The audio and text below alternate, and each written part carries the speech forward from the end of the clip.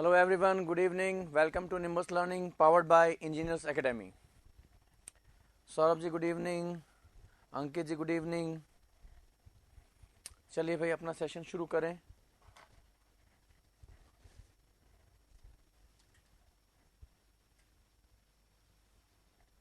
Fog deities या folk gods की बात चल रही थी। Raj ji good evening, Akshay ji good evening, Darsh ji good evening.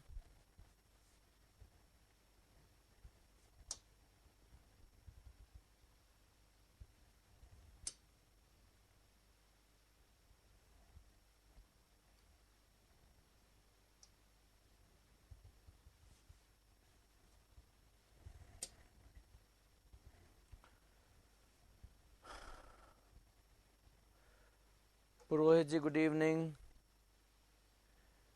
Saurabh ji मैं हिस्ट्री पढ़ाता नहीं हूँ, मैं हिस्ट्री पढ़ाऊंगा। हिस्ट्री भी पढ़ाता हूँ, तो इंडियन हिस्ट्री आपका जो राजस्थान हिस्ट्री वाला पोर्शन है वो भी मुझे लेना है। कल्चर के बाद हम उसको शुरू करेंगे, ठीक है। Ashish ji good evening. चलिए भाई शुरुआत करें।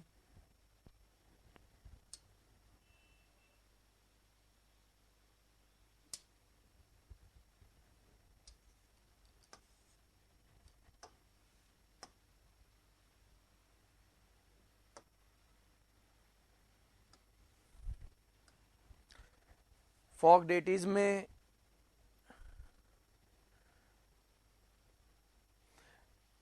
नहीं, करंट अफेयर्स निशान जी मैं नहीं लेता हूं।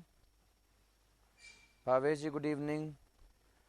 चलिए ऐसे ही आप पढ़ते रहिए, आपको अच्छा लग रहा है, मुझे भी अच्छा लगता है जब आपका ऐसा रिस्पॉन्स आता है कि आप लोगों की समझ में आ रहा है। चलिए भाई, बात चल रही थी हमारे रामदेव जी की आई थिंक, और रामदेव जी में किसी को आइडिया है कहाँ तक हुआ था?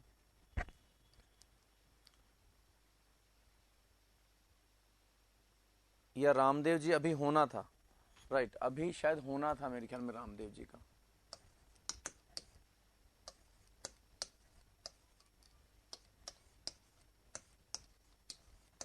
हड़बू जी कंप्लीट हुआ था हमारा, और रामदेव जी, हाँ ठीक है, हड़बू जी कंप्लीट हुआ था, राइट। तो रामदेव जी हमारा शुरू होना है। ओके, चलिए शुरुआत करें जरा। देखिए रामदेव जी की बर्थ की अगर हम बात करें तो 15th सेंचुरी में इनका जन्म हुआ था ऊंडू,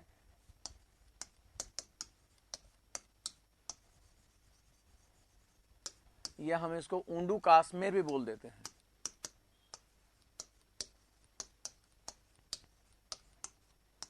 ऊंडू की जगह KASMER, काश्मीर, ऊंडू काश्मीर आप लगा सकते हैं। ऊंडू या ऊंडू काश्मीर में हुआ था इनका बर्थ, जो कि पड़ता है आपका बाड़मेर में। यहां हुआ था इनका बर्थ, ठीक है। अब अगर हम बात करें इनके फादर की, तो इनके फादर का नाम था अजमाल जी।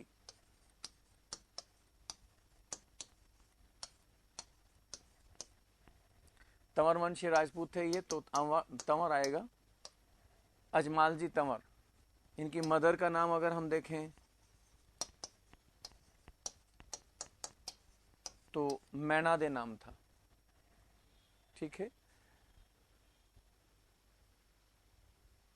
जहांगीर जी गुड इवनिंग। और इनकी वाइफ को हम देखें तो इनकी वाइफ का नाम था नेतल दे। तो फादर थे अजमाल जी तंवर, मदर थी मैना दे, और वाइफ का नाम था नेतल दे, ठीक है। आभा Gupta ji good evening.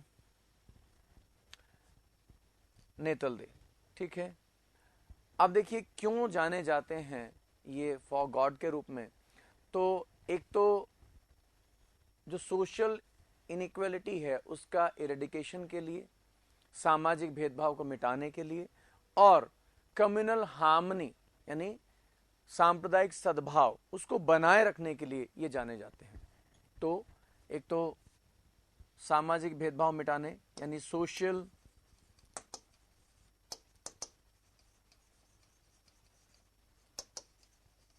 Inequality को इरेडिकेट करने के लिए, ठीक है, और कम्युनल हार्मनी,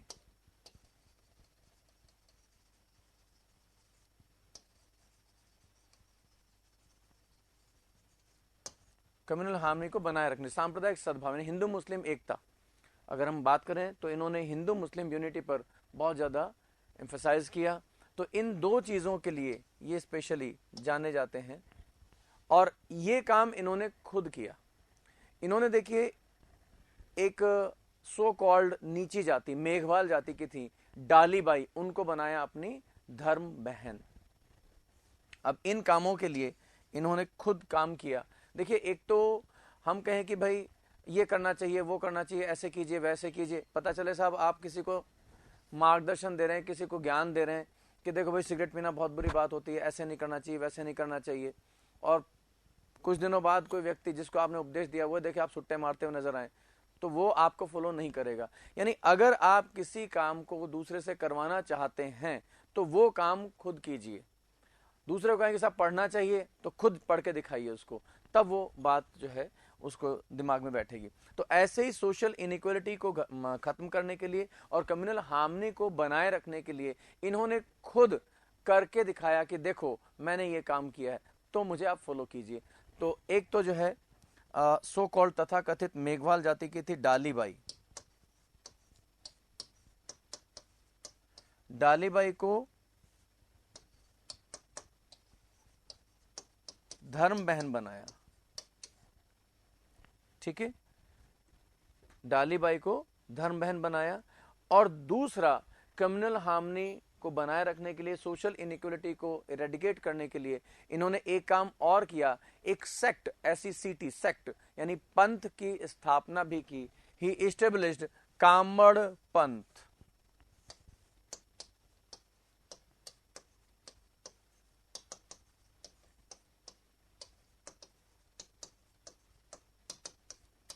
ही इस्टेब्लिश्ड कामड़ और कामड़िया पंथ, इसको कामड़िया भी बोल देते हैं भाई,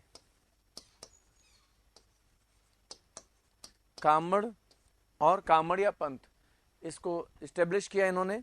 communal harmony mean Saurabh ji सांप्रदायिक सद्भाव। और हमारे यहाँ पर सांप्रदायिक सद्भाव की जब हम बात करते हैं तो इसका मतलब है unity of Hindu and Muslims. इन्होंने कहा कि हिंदू मुस्लिम आपस में लड़ते रहते हैं, इनको लड़ना नहीं चाहिए बल्कि साथ साथ मिलकर रहना चाहिए, क्योंकि ईश्वर ने सबको समान रूप से भेजा है। तो हिंदू तो मुस्लिम ये सब हमने बनाया है, ईश्वर की देन ये नहीं है। तो कम्युनल हार्मनी का मतलब होता है हिंदी में कहें तो सांप्रदायिक सद्भाव। और अगर हम वैसे देखें कि सांप्रदायिक सद्भाव हमारे देश में किस रूप में है, तो वो बात आती है हमारी कि जो यूनिटी ऑफ हिंदू मुस्लिम्स, ठीक है।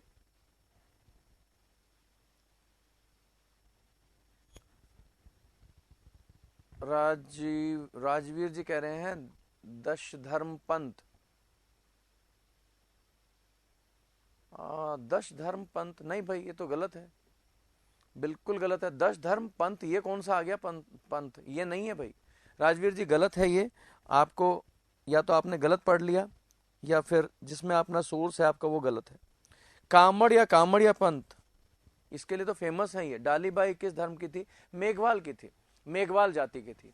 ये डालीबाई जो थी ये मेघवाल थी,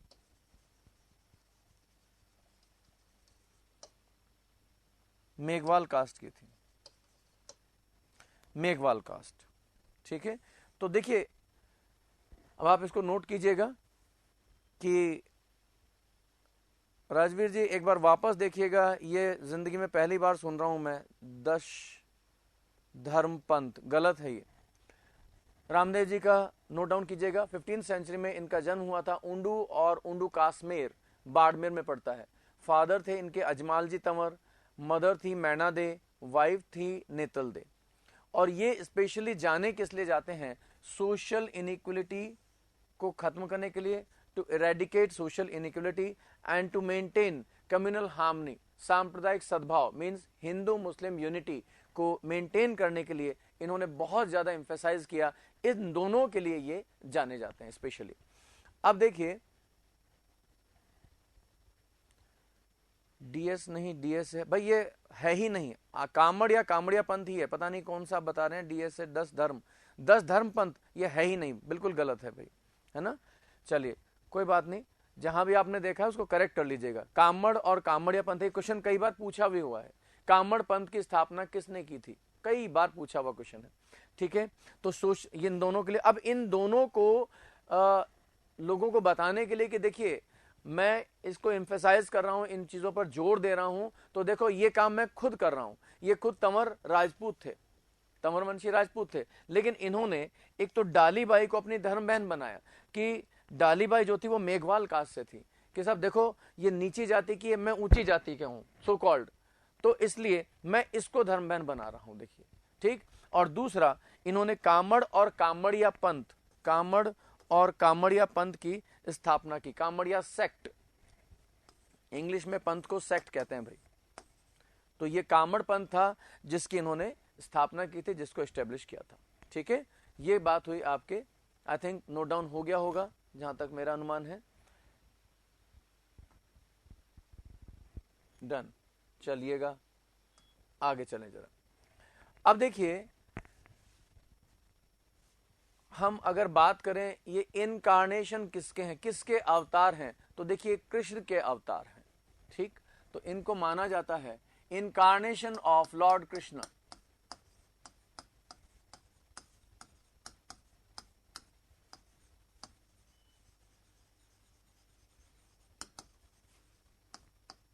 इनकारनेशन ऑफ, अवतार कहते हैं इंग्लिश में incarnation, incarnation of Lord Krishna. He was incarnation of Lord Krishna, Krishna के अवतार थे ये, ऐसा माना जाता है। और इनका जो मेन टेम्पल है, अगर हम उसकी बात करें, तो मुख्य मंदिर, मेन टेम्पल की बात करें तो रामदेवरा या रुणीचा, रुणीचा। देखिए जो गांव था, बेसिकली उसका नाम, मूल नाम जो था वो था रुणीचा। और इनके जो भी वर्शिप प्लेसेस होती हैं, चाहे वो इनके चबूतरे हों, थान जिनको हम कह देते हैं, चाहे वो इनके टेम्पल्स हों, उनको देवरा कहा जाता है। तो रुणीचा में इनका देवरा बना, यानी मंदिर बना, इसलिए वो कहलाया, किसका देवरा बना, रामदेव जी का देवरा, तो वो कहलाया राम देवरा।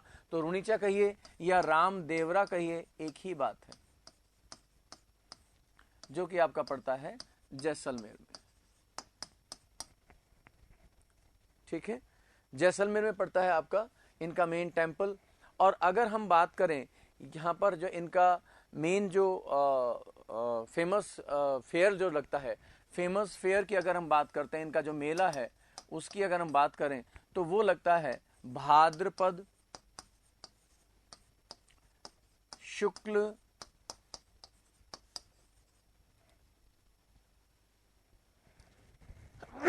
सॉरी शुक्र द्वितीया से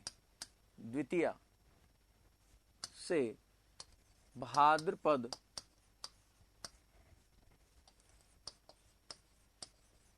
शुक्ल एकादशी तक,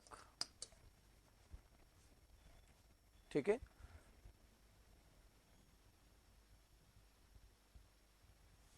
कामड़िया पंथ में प्रचलित धर्म के 10 लक्षणों को मान्यता मिलने के कारण इसे 10 धर्म भी कहा जाता है।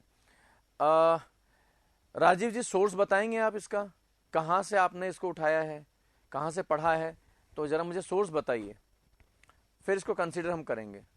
गूगल, देखिए गूगल में कोई ऑथेंटिक गवर्नमेंट की साइट हो तो उसको मान्यता हम दे सकते हैं। इवन विकीपीडिया को मैं सही नहीं मानता हूँ। विकीपीडिया पे मैं आपको एक नहीं अनेक गलतियां दिखा सकता हूँ, क्योंकि विकीपीडिया पर आप भी करेक्शन कर सकते हैं।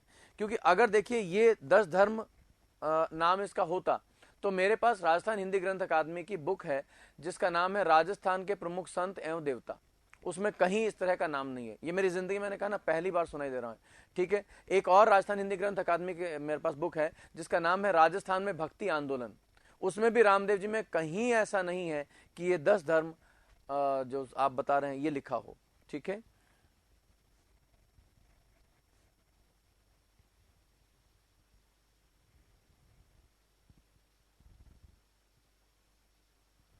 महेंद्र जी क्या कह रहे हैं, जोधपुर में मसूरिया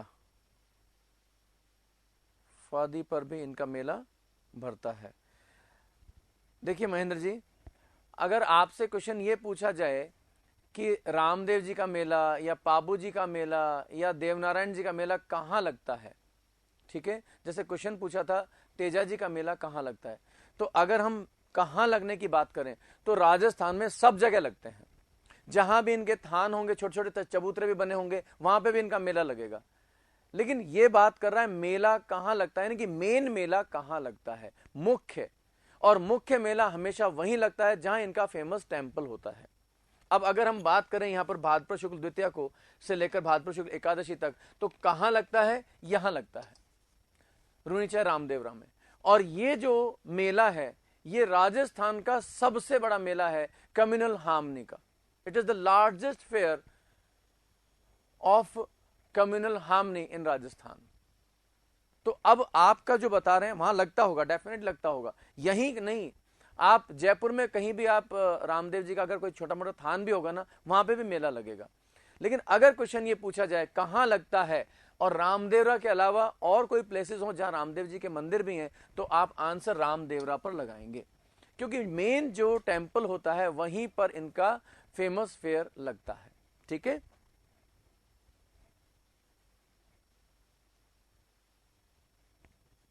मेन बताना है, बिल्कुल सही है, मेन बताना है आपको। ठीक, चलिए, मैं ये नहीं कह रहा हूं यहां नहीं लगता, बिल्कुल लगता होगा, लेकिन आपको ध्यान कहां रखना है, जो मेन मेला है वो ध्यान में रखना है। तो ये राजस्थान का सबसे बड़ा सांप्रदायिक सद्भाव का मेला है, कम्युनल हार्मनी का सबसे बड़ा मेला।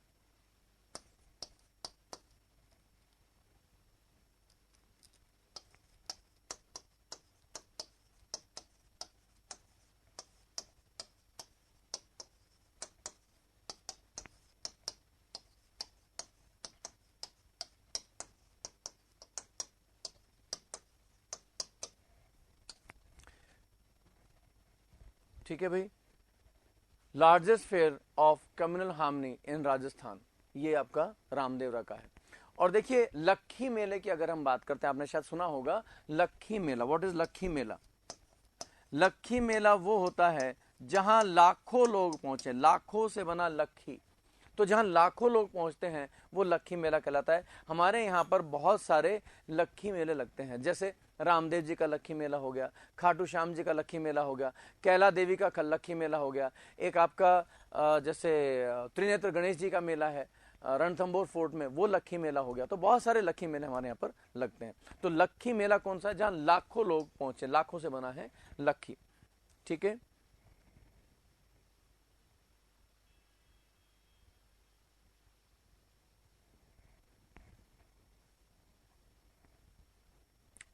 चलिए, ठीक है भाई।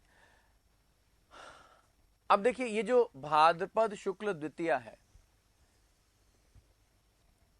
ये इनका बर्थडे है, यानी इस दिन ये जन्मे थे, भाद्रपद शुक्ल द्वितीया को इनकी जन्म तिथि है, बर्थ डेट है इनकी।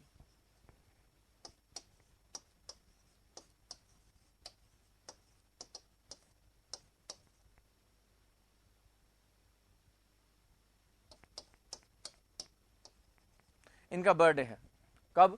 भाद्रपद शुक्ल द्वितीया को। इसे कहा जाता है बाबेरो बीज या बाबेरी दूज। किसको कहा जाता है? भाद्रपद शुक्ल द्वितीया को। इसको कहते हैं हम लोग बाबेरो बीज या बाबेरी दूज। देखिए भाद्रपद शुक्ल द्वितीया रामदेव जी का बर्थडे है, ठीक है, और इस बर्थडे को कहते हैं बाबेरो बीज। भाद्रपद शुक्ल द्वितीया को कहते हैं बाबेरो बीज या बाबेरी दूज। ठीक है, चलिए अब इसको नोट डाउन कीजिए फटाफट से कि ये he is known as incarnation of Lord Krishna, Krishna के अवतार माने जाते हैं। मेन टेम्पल आपका रुणीचा और रामदेवरा जैसलमेर में है। इनका जो फेयर लगता है, यहाँ सबसे बड़ा फेयर लगता है, भाद्रपद शुक्ल द्वितीया से शुरू होता है और भाद्रपद शुक्ल एकादशी तक चलता है। और सांप्रदायिक सद्भाव का सबसे बड़ा मेला है। It is the largest fair of communal harmony in Rajasthan. ठीक है, और ये जो भाद्रपद शुक्ल द्वितीया है, ये इनकी बर्थडे है, बाबेरो बीज या बाबेरी दूज के नाम से जानी जाती है। ठीक है, चलिए आगे चलें जरा।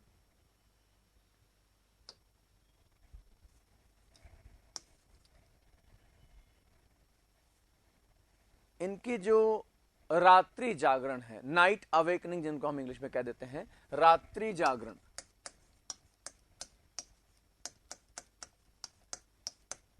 नाइट अवेकनिंग कहते हैं इनको। रात्रि जागरण, रात में जाग करके और पूरी रात इनके भजन कीर्तन वगैरह चलते रहते हैं।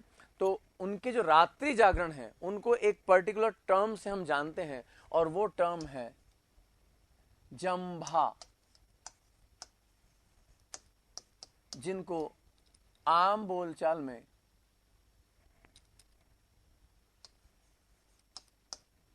जम्मा बोल देते हैं।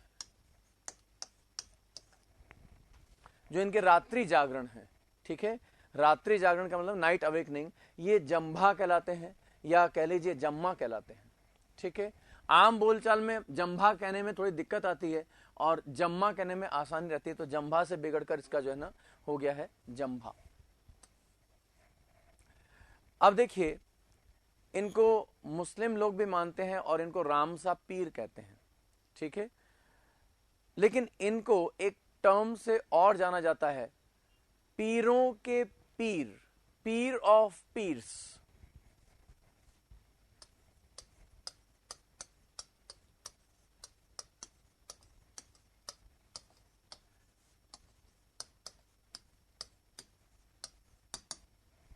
ही is also known as pir of pirs. ठीक है, पीरों के पीर कहलाते हैं। ठीक है भाई, भाद्रपद शुक्ल दशमी समाधि नहीं भाई, दीपक जी भाद्रपद शुक्ल दशमी को समाधि नहीं ली थी, इन्होंने भाद्रपद शुक्ल एकादशी को समाधि ली थी, और भाद्रपद शुक्ल दशमी को डालीबाई ने समाधि ली थी जस्ट एक दिन पहले, वो मैं अभी आपको बताऊंगा आगे। ठीक है, पुरोहित जी मैंने आपसे कहा ना कि वर्ड जो करेक्ट वर्ड है वो है जंभा, लेकिन आम बोलचाल में उसको जम्मा बोल देते हैं। अब देख, तो जंभा बोल के देखिए, यहाँ पर एक जम्मा बोलिए, आसानी आपको जम्मा में रहेगी। ठीक है, तो इस वजह से ये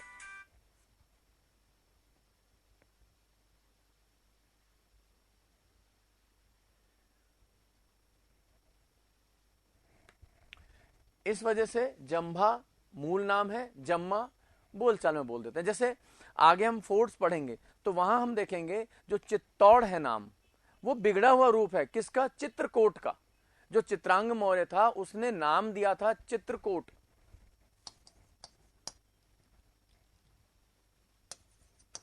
ऐसे ये नाम दिया था चित्रकोट, लेकिन बिगड़ करके इसका नाम क्या हो गया? चित्तौड़। तो चित्रकोट बोलने में आसानी नहीं है, चित्तौड़ बोलने में बहुत आसानी है, तो बिगड़ बिगड़ करके चित्तौड़ हो गया। तो इसलिए मूल जो नाम है आपका वो है जंभा, लेकिन आम बोलचाल में जम्मा बोलते हैं। मैंने आपको दोनों बता दिया। ठीक है, अब देखिए इनको पीरों के पीर क्यों कहा जाता है, क्या रीजन है कि इनको पीरों के पीर भी कहा जाता है। एक छोटी सी कहानी मिलती है, सुन लीजिए। देखिए इनकी तरफ अट्रैक्ट हो रहे थे मुस्लिम्स लोग भी, और बड़ी संख्या में इनके फॉलोअर्स बन रहे थे। तो अब जो मुस्लिम्स का मेन जो तीर्थ कह लीजिए, पिलग्रिमेज जो है, वो है आपका मक्का। अब मक्का में ये न्यूज़ पहुंचती है कि साहब राजस्थान में इस तरह का कोई व्यक्ति है और वो हमारे मुसलमान भाइयों को अट्रैक्ट कर रहा है, और बहुत सारे मुस्लिम्स उसके फॉलोअर बन चुके हैं, और वो एक हिंदू है। अब इन्होंने सोचा कि ये कोई ढोंगी है, ये इसका अल्टीमेट गोल क्या है? इसका अल्टीमेट गोल यह है कि मुस्लिमों को अपनी तरफ अट्रैक्ट करे और लास्ट में इनको मुस्लिम से कन्वर्ट कर दे हिंदू में। तो क्यों ना हमारे मुसलमान भाइयों को हिंदू होने से बचाया जाए और उन्हें इस ढोंगी का पोल खोल कर दिखाई जाए। तो इसलिए वहां से यानी मक्का से उनके 5 पीर, मैंने आपको कहा ना कि जो इनके संत महात्मा लोक देवता जो भी हैं उनको पीर कहा जाता है। तो वहां मक्का से 5 पीर चलकर आते हैं और रामदेव जी के गेस्ट बनते हैं। अब रामदेव जी ने बड़ी हॉस्पिटलिटी की, बहुत अच्छा आवभगत किया। तो जब भोजन परोसा जाने लगा, उनको कहा साहब बैठो भोजन कर लो, तो वो बैठ गए और भोजन परोसा जाने लगा। तो उन्होंने कहा साहब हम तो अपने ही बर्तनों में भोजन करते हैं, किसी दूसरे के बर्तनों में भोजन नहीं करते।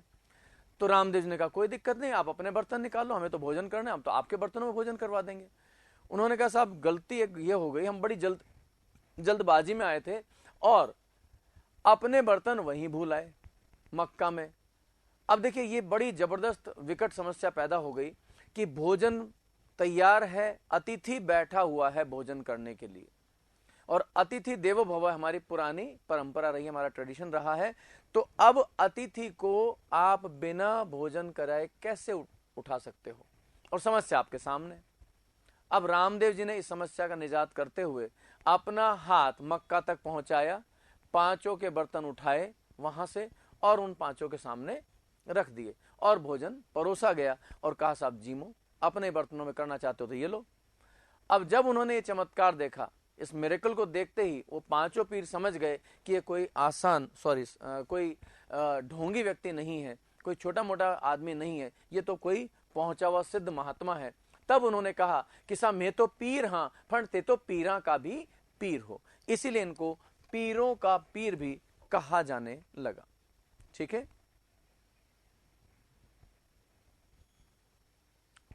2 और 3 स्लाइड दिखानी, चलिए अभी दिखाता हूं राहुल जी। ठीक है भाई, इसलिए कहलाते हैं पीरों के पीर, एक छोटी सी बात है। चलिए नेक्स्ट जो है शुद्धि आंदोलन इन्होंने चलाया, इसको शुद्धि मूवमेंट कह सकते हैं आप, ठीक है ना, लेकिन और कोई ट्रांसलेशन मत कीजिएगा। शुद्धि आंदोलन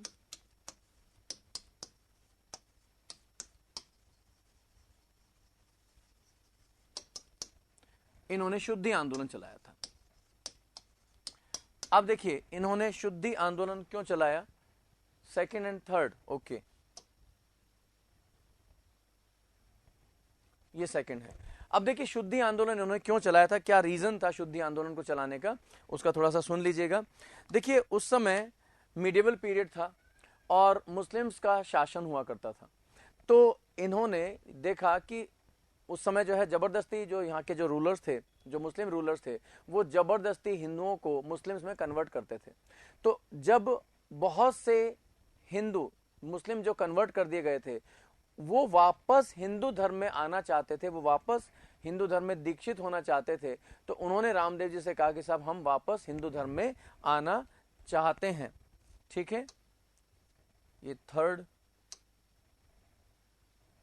अच्छा 3rd तो कुछ है ही नहीं भाई, 4th आ गई, ये 1st थी आई थिंक, ये तो आपने नोट डाउन कर ही ली थी। ठीक है, ये 2nd ये नोट डाउन हो गई होगी, 3rd बीच में मिस हो गया, देन ये 4th है। ठीक है, तो अब उन्होंने कहा कि भाई ठीक है, अगर आप वास्तव में वापस हिंदू धर्म में आना चाहते हैं तो मैं आपकी मदद कर सकता हूं। तो उन मुस्लिम्स को जो जबरदस्ती, यानी उन हिंदुओं को जो जबरदस्ती मुस्लिम में कन्वर्ट कर दिए गए थे, वापस हिंदू धर्म में लाने के लिए, वापस हिंदू धर्म में दीक्षित करने के लिए इन्होंने जो मूवमेंट चलाया, दैट वाज नोन एज शुद्धि आंदोलन, ये कहलाया शुद्धि आंदोलन। ठीक है भाई, सचिन जी क्या ये सच है सर? अच्छा, आप उनके बारे में कह रहे होंगे मक्का तक पहुंचा दिया। देखिए सचिन जी, बात ऐसी है कि कोई भी देवी देवता संत हो, जब तक आपका एग्जाम नहीं हो जाता कोई क्वेश्चन मार्क मत लगाइएगा। क्या पता कब किस देवी देवता का दिमाग ठनक जाए और बोले कि तुझे तो जयन मैं बनाऊं, है ना। तो जैसा है मान लीजिए, हम कोई क्वेश्चन मार्क नहीं लगाएंगे।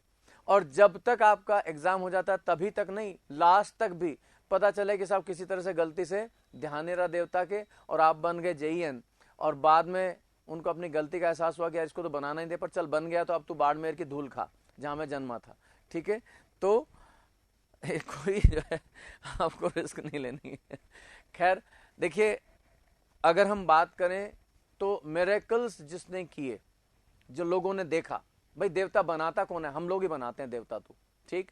और ये आम इंसान थे वैसे तो, लेकिन कुछ स्पेशल पावर्स के साथ में थे, तो इन्होंने कुछ मिरेकल्स दिखाए होंगे डेफिनेटली, तभी हमने इनको लोक देवता के रूप में स्थान दिया है। ठीक है, और ये मिरेकल्स होते हैं भाई, ऐसे मिरेकल्स होते हैं। अब वो बात अलग है कि हाथ नहीं पहुंचाए वहां तक, तो उन्होंने चमत्कार से उनके बर्तन किसी तरह से ला दिए होंगे, ठीक है। तो ये हम गलत तो नहीं कह सकते, ऐसे ही जो है कोई झूठी कथाएं नहीं है। और ऐसे ही रामदेव जी और इन सब के, अब आप देखिए एक सिंपल सी मैं आपको बात बताऊं, गोगा जी और आपके तेजा जी ये सर्पों के देवता के रूप में जाने जाते हैं। मेडिकल साइंस भी फेल है कि जब हम इनके थान पर, इनके चबूतरों पर, इनके मंदिरों पर जाते हैं तो विदाउट एनी मेडिकल ट्रीटमेंट बंदा ठीक हो जाता है। कैसे, ये कैसे पॉसिबल है? इसमें तो साइंस भी फेल हो गई, डॉक्टर्स भी जो है इनके सामने नतमस्तक हैं। तो देखिए ये मिरेकल्स होते हैं, इसलिए इनको वैसे भी मान लेने में भलाई है और मान लेना भी चाहिए, ठीक है। चलिए, हाँ देखिए लग गया जयकारा, किसने लगा ठीक है, लगा दिया, जय हो बाबा रामदेव जी की। हाँ ये देखा है, रियल में देखा है भाई, सौरभ जी सही कह रहे हैं आप, ये मैंने भी देखा है। मतलब ये अल्टीमेट मामला है, और एक जगह नहीं है ऐसी, ये तो मैं एक उदाहरण बता रहा हूँ, बहुत सारी जगह राजस्थान में ऐसी हैं जहां पर हम मतलब मान सकते ही नहीं है कि ऐसा कैसे हो सकता है, लेकिन ऐसा होता है। चलिए खैर, शुद्धि आंदोलन चलाया, तो शुद्धि आंदोलन आपकी समझ में आ गया किसके लिए चलाया था। वो हिंदू जो जबरदस्ती फोर्सली क्या बना दिए गए थे, मुस्लिम बना दिए गए थे, और उन्हें वापस हिंदू धर्म में लाने के लिए इन्होंने जो आंदोलन चलाया था वो था शुद्धि आंदोलन। मेरे ख्याल में बात समझ में आ गई होगी।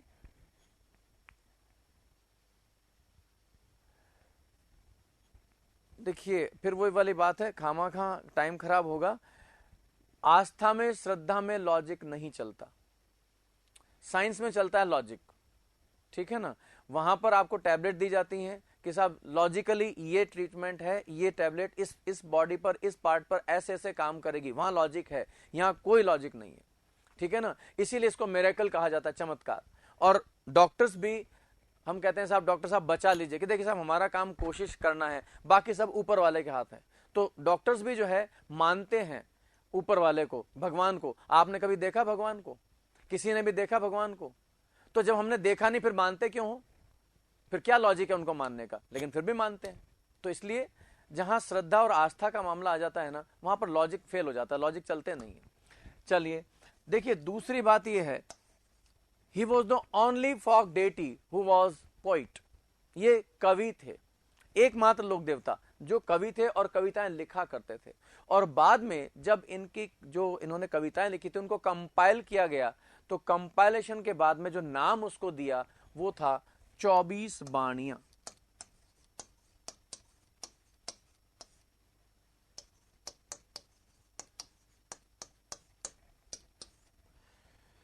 ठीक है, तो 24 का मतलब 24, और बाणियां का मतलब है वाणी, जो कविताएं थी इनकी वाणी थी, इसलिए बाणियां। तो अब आप इसको ट्रांसलेट मत करने लगा, 24 आपकी जो क्या कहना चाहिए, वॉइसेज या जो भी आप इसको ट्रांसलेट करें वो मत कीजिएगा। इसको 24 को 24 ही रहने, 24 मत कीजिएगा। 24 बाणियां को इंग्लिश में भी 24 बाणियां ही लिखेंगे।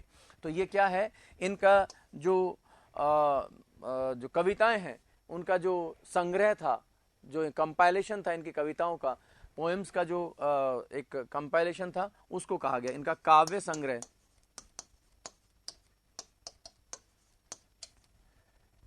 ठीक है, जब उनको कंपाइल किया गया तो इस नाम से किया गया, क्योंकि 24 तो इनकी कविताएं थी और वो उनकी वाणियां थी। इस तरीके से हमने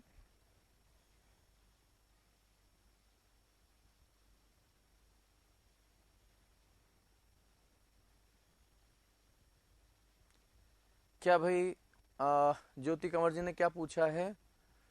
सर शुद्धि आने वाले रिपीट, अच्छा शुद्धि आंदोलन, शुद्धि मूवमेंट, हम इसको शुद्धि मूवमेंट कह सकते हैं, लेकिन शुद्धि का ट्रांसलेशन मत करना। देखिए शुद्धि आंदोलन इन्होंने चलाया था, ठीक है। किसने चलाया था? रामदेव जी ने चलाया था। क्यों चलाया था, क्या रीजन था? देखिए उस समय मेडिवल पीरियड था, मध्यकाल था, रूलर्स जो थे वो मुस्लिम्स थे, और मुस्लिम्स लोग जबरदस्ती फोर्सली क्या करते थे, हिंदुओं को मुस्लिम में कन्वर्ट कर देते थे। तो वो हिंदू जो मुस्लिम्स बना दिए गए थे वो वापस हिंदू धर्म में आना चाहते थे, हिंदू धर्म को अपनाना चाहते थे, हिंदू धर्म में दीक्षित होना चाहते थे। तो उनको ऐसा करने के लिए, वापस हिंदू धर्म में दीक्षित करने के लिए जो इन्होंने मूवमेंट चलाया, दैट इज नोन एज शुद्धि आंदोलन। ठीक है, उसको जो है शुद्धि आंदोलन कहा जाता है। ठीक है, चलिएगा अब देखिए जिस तरह से प्लेग के देवता जो कहलाए थे, प्लेग को खत्म करने के देवता थे पाबू जी, ऐसे ही रामदेव जी भी एक डिजीज को इरेडिकेट करने के लिए खास तौर से जाने जाते हैं, एंड दैट इज लेप्रेसी, कोढ़ या कुष्ठ रोग। ठीक है, तो हम कह सकते हैं लेप्रेसी रिलीजर गॉड, यानी कि कुष्ठ निवारक देवता, कुष्ठ या कोढ़,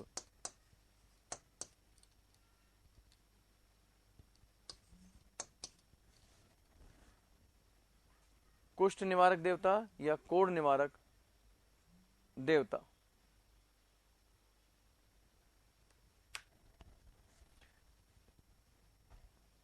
लेप्रेसी रिलीजर डेटी हम इनको कह सकते हैं, कुष्ठ निवारक यानी कि कोढ़ को ठीक करने वाले।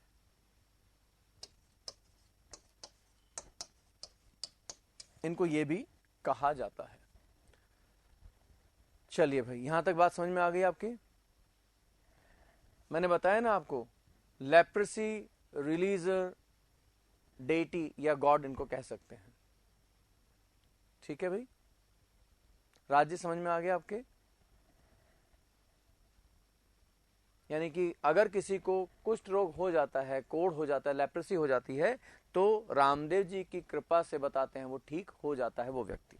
ठीक है, क्लियर हुआ भाई? ये नोट डाउन कर लीजिए आप। इनके जो रात्रि जागरण है, नाइट अवेकनिंग जिनको कहा जाता है, जम्भा या जम्मा कहलाते हैं, पीरों के पीर कहलाते हैं। मैंने आपको बताया क्यों कहलाते हैं। शुद्धि आंदोलन चलाया इन्होंने, ये भी मैं आपको बता चुका हूं। 24 बाणियां, he was the only god who was poet. जितने भी हमारे देवता हैं उन सब में यही एकमात्र ऐसे देवता थे जो कविताएं लिखा करते थे, कवि थे। और इन्होंने जो कविताएं लिखी बाद में उनको कंपाइल किया गया, तो उसको किस नाम से कंपाइल किया गया? 24 बाणियां नाम से उनको कंपाइल किया गया। ठीक है,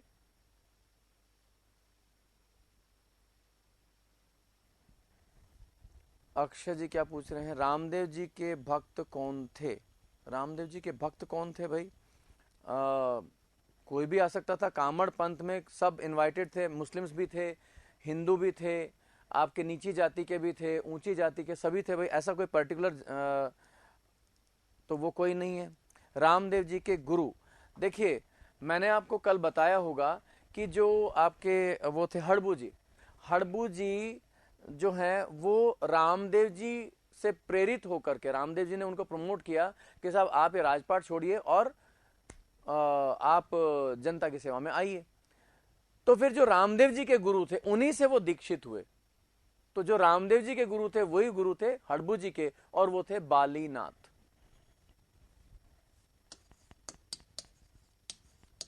शायद कल मैंने आपको ये बताया होगा, बालीनाथ। तो बालीनाथ ने दीक्षित किया हड़बू जी को, तो इसलिए उनके भी गुरु हुए, और रामदेव जी के गुरु तो थे ही, इनके गुरु थे बालीनाथ। ठीक है भाई,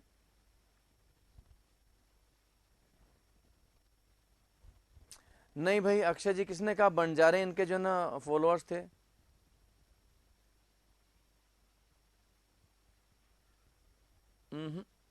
ऐसा नहीं है भाई, बहुत सारे अलग अलग लोग बाग इनके जो है ना फॉलोअर्स बने थे। मुस्लिम्स भी थे, हिंदू भी थे, ऊंची जाति के नीचे सभी लोग थे। ठीक है, चलिए भाई, अब अगर हम इनके व्हीकल की बात करें, इनका वाहन, तो वो है लीला घोड़ा, लीला हॉर्स।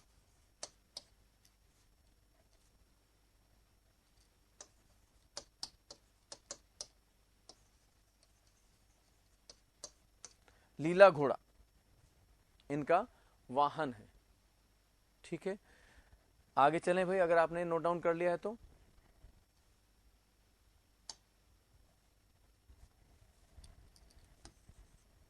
चलिएगा, अब इन्होंने रामदेवरा में एक तालाब बनवाया, एक पॉन्ड था जिसका इन्होंने जो है बनवाया था, इनका निर्माण करवाया था, और उसको नाम दिया राम सरोवर।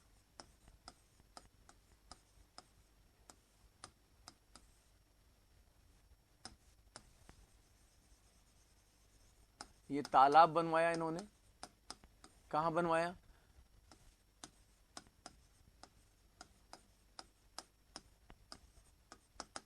रामदेवरा में, रामदेवरा या रुणीचा में इन्होंने राम सरोवर नाम का एक पॉन्ड था, तालाब था जो बनवाया, और इसी के किनारे इन्होंने ली थी समाधि। कब ली थी? एकादशी को ली थी, भाद्रपद शुक्ल एकादशी को ली थी।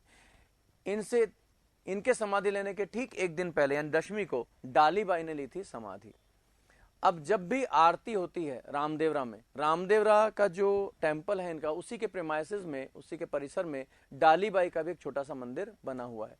तो पहले आरती डालीबाई की उतारी जाती है, उसके बाद रामदेव जी की उतारी जाती है आरती। ठीक है ना? तो क्योंकि उन्होंने समाधि पहले ली थी और इन्होंने समाधि बाद में ली थी, यही रीजन है और कोई रीजन नहीं। ठीक है। रामसर,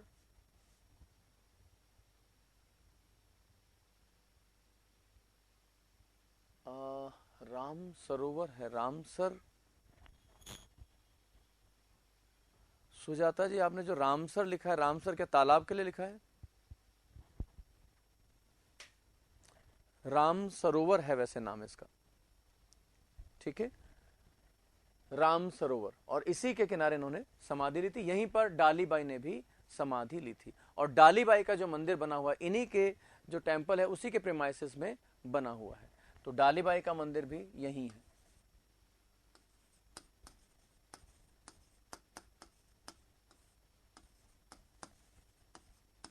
कहाँ है? वो भी आपके रामदेवरा में ही है या रुणीचा में ही है। ठीक है, ये हुए आपके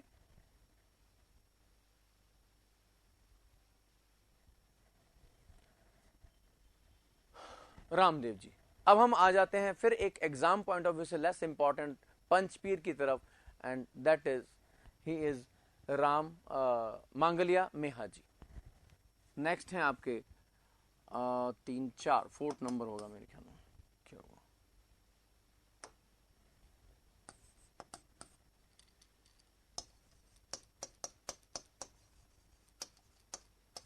बस 2-3 लाइनें इनकी इंपॉर्टेंट हैं। अभी तक कोई क्वेश्चन पूछा नहीं है मांगलिया मेहा जी से, संभावना भी नहीं लग रही है, लेकिन क्योंकि पंचपीर हैं तो वहां से एक इंपॉर्टेंट क्वेश्चन बनता है कि निम्न में से कौन सा पंचपीर है या नहीं है। तो देखिए मांगलिया मेहा जी, मांगलिया राजपूतों में गोत्र होता है मांगलिया, तो इसको देखकर ऐसा लग रहा है कि जैसे मांगलिया राजपूत थे मेहा जी, लेकिन ऐसा नहीं है। ये खुद जो थे पमार थे बेसिकली, लेकिन इनका जो पालन पोषण हुआ, इनका ब्रॉटअप जो हुआ वो हुआ इनके ननिहाल में। मैटरनल साइड जो था उन्होंने इनका पालन पोषण किया, और ननिहाल पक्ष वाले जो थे, जो इनका मैटरनल साइड था, वो थे मांगलिया राजपूत। ठीक है, तो मांगलिया राजपूत जो है इनको क्या मानते हैं? अपना प्रमुख आराध्य मानते हैं, और इसी वजह से इनको बुलाते हैं मांगलिया मेहा जी। ठीक है। अच्छा हाँ, नेजा, एक नेजा रह गया भाई, सॉरी, नेजा रह गया, आया हुआ क्वेश्चन है। देखिए हम अगर पीछे चलें तो यहां पर एक नेजा वर्ड हमें मिलता है। एक्चुअली नेजा क्या है? इनका आप मंदिर देखें या इनके थान यानी चबूतरे देखें तो आप देखते हैं कि उस पर 2 झंडे लगे होंगे, 2 फ्लैग्स होते हैं उस पर। एक तो व्हाइट कलर का फ्लैग होता है और एक 5 स्ट्रिप्स वाला, अलग अलग कलर की 5 पट्टियां होती हैं उसमें, 5 स्ट्रिप्स होती हैं। तो वो जो इनका फ्लैग है, इनकी ध्वजा है, उसको कहते हैं नेजा। दोनों को, किसी एक को नहीं, दोनों जो इनके झंडे हैं, इनकी ध्वजा जो है, इनके फ्लैग्स जो हैं, उनको कहा जाता है नेजा। तो flags of Ramdev ji are known as नेजा। एक पॉइंट ये और है। ठीक है ना, 5 स्ट्रिप्स होती हैं उसमें, 5 अलग अलग कलर्स होते हैं, तो वो जो फ्लैग है इनके, उनको कहा जाता है नेजा। एक अच्छा पॉइंट है, मिस हो गया था। चलिए, तो ये है आपके, इसलिए इनको मांगलिया मेहा जी भी कह देते हैं। ठीक है, तो ये Meha ji is mainly worshipped by Mangalia Rajputs, मतलब मांगलिया राजपूतों के ये आराध्य देव हैं, मांगलिया राजपूत के। इस और वहीं इन्होंने जो ना, अब इनका ननिहाल जो था, जो इनका मैटरनल साइड था, वहीं इनका ब्रॉटअप हुआ, तो इस वजह से ये कहलाते हैं मांगलिया मेहा जी। ठीक है जी। चलिए, अब इनका मेन टेम्पल,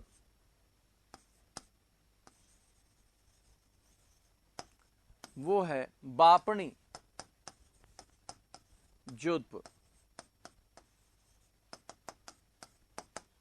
बापणी जोधपुर में इनका मेन टेंपल है।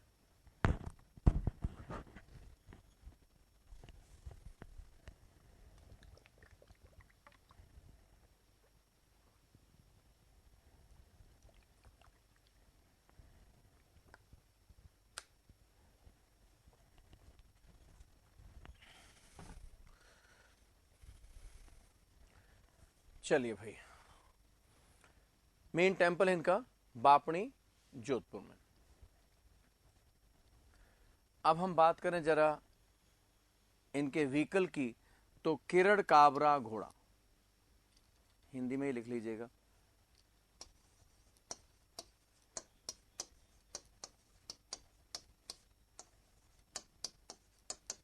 इनके व्हीकल का नाम है किरण काबरा घोड़ा।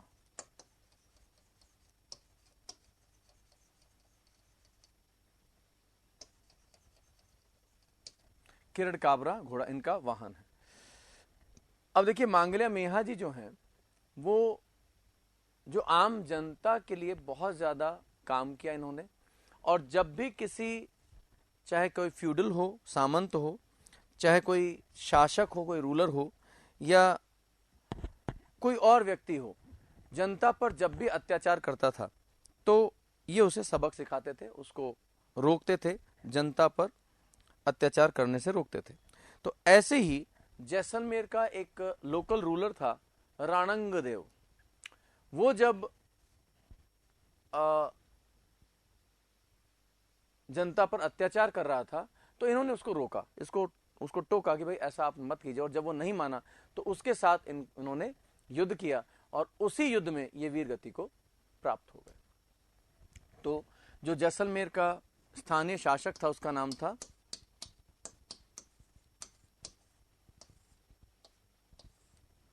ठीक, he sacrificed himself when he was struggling with Ranangadev, a local ruler of Jaisalmer. राणंगदेव, ठीक है।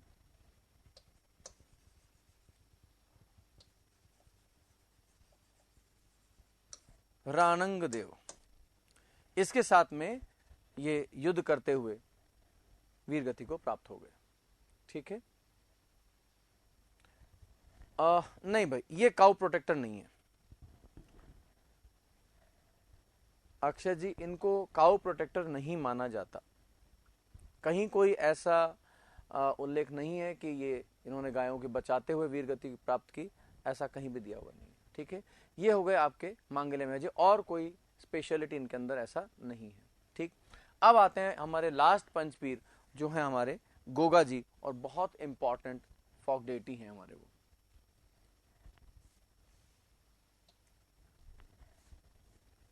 मेरे ख्याल में आपने वो नोट कर लिया होगा।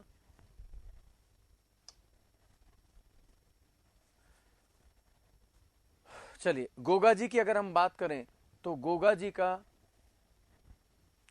हाँ, जाहिर पीर, जाहर पीर इनफैक्ट कहलाते हैं आपके। अभी बताते हैं हम आपको।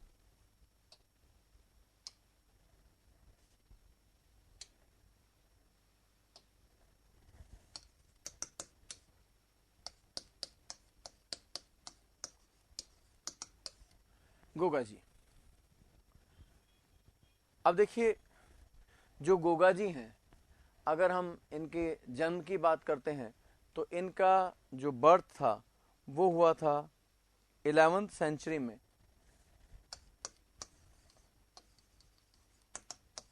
11वीं शताब्दी में इनका जन्म हुआ था ददरेवा,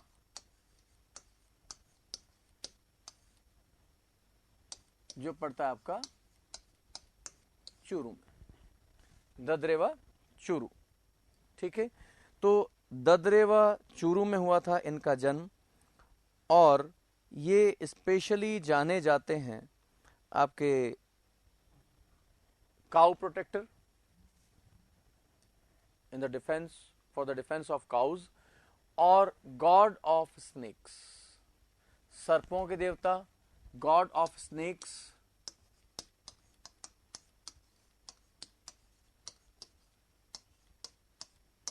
और हम कह सकते हैं गोरक्षार्थ, यानी he is known as for the defence of cows, और काउ प्रोटेक्टर भी कह सकते हैं।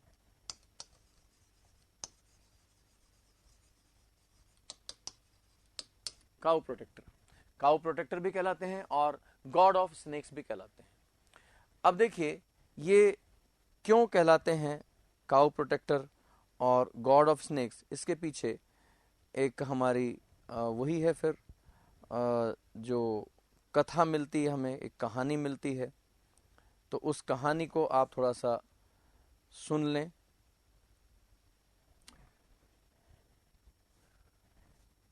चलिएगा।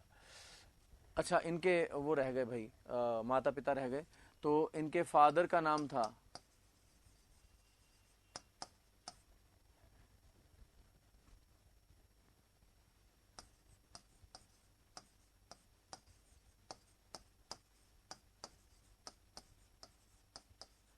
जेवर सिंह चौहान। ये चौहान राजपूत थे, गोगा जी। और इनकी मदर का नाम था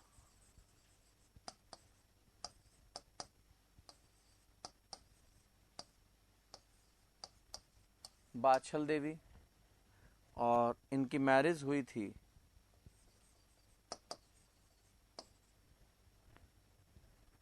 केलम दे, केलम दे के साथ में। और इनके गुरु अगर हम देखते हैं तो वो थे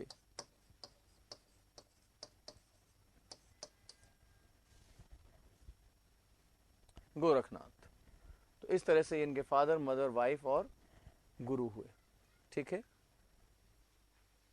नहीं है आभा जी, बिल्कुल नहीं है। Ramdev ji God of snacks नहीं है। दो ही हैं गॉड ऑफ स्नेक्स, एक तो आपके गोगा जी और दूसरे तेजा जी। उसके पीछे हमें रीजन भी मिलता है क्यों है। अब देखिए ये गॉड ऑफ स्नेक्स क्यों है, इसको हम देख लेते हैं जरा। और for the defence of cause या काउ प्रोटेक्टर क्यों जाने जाते हैं। देखिए इनका जो मैरिज फिक्स हुई थी केलम दे के साथ में हो गई थी। ठीक है, सगाई हो चुकी थी, अभी मैरिज नहीं हुई थी। तो बात है तब की जब इनकी मैरिज नहीं हुई थी। तो अब हुआ यह है कि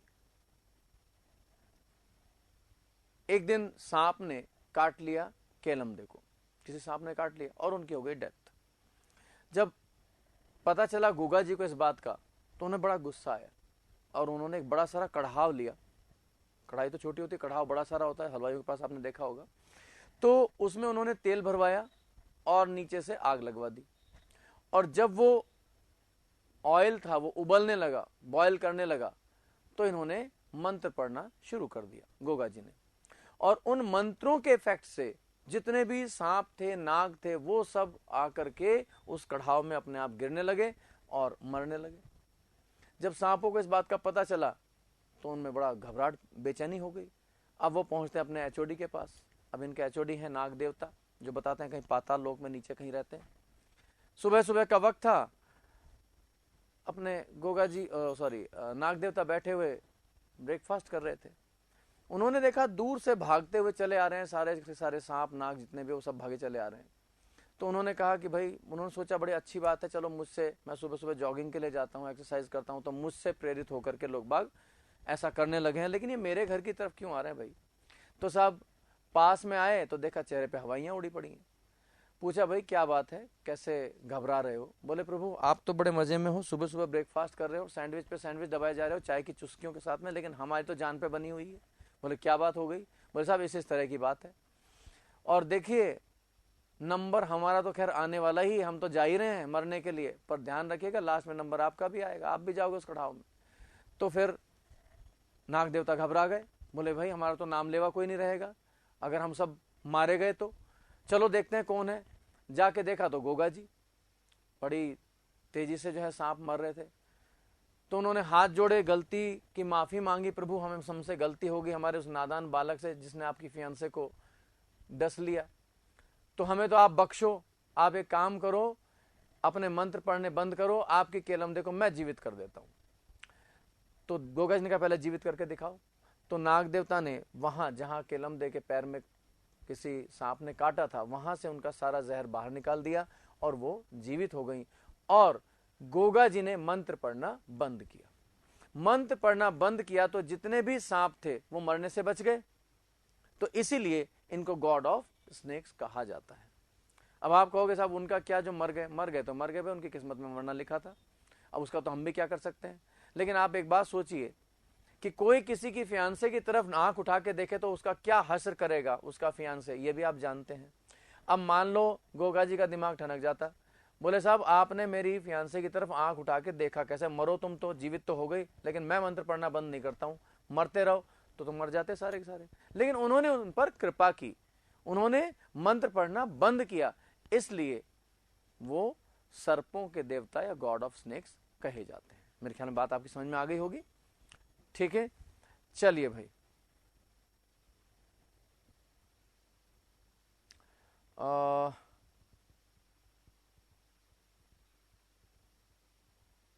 गौतम जी क्या कह रहे हैं, एक क्लास है सर आज, कौन सी क्लास है भाई, मैं समझा नहीं गौतम जी आपकी बात को। तेजा जी और गोगा जी में कौन है गॉड ऑफ स्नेक? दोनों है भाई, किसी को हम ये नहीं कह सकते। इतने फेमस क्यों हुए being a Rajput? Jat community में तेजा जी फेमस हुए भाई, दीपक जी।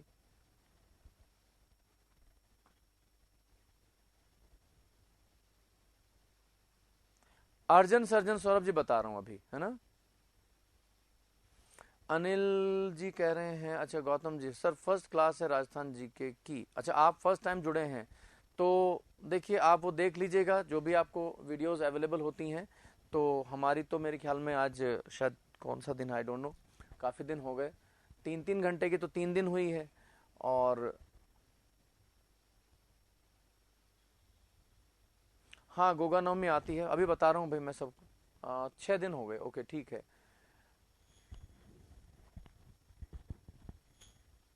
चलिए 6 क्लासेस, 6 दिन, छठा दिन है हमारा और काफ़ी सारी क्लासेस हमारी हो चुकी हैं। हाँ जी, अब हम बात कर लें जरा,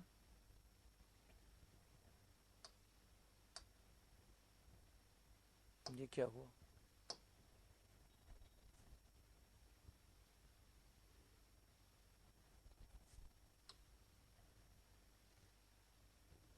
कहाँ गए भाई हमने जो लिखे थे?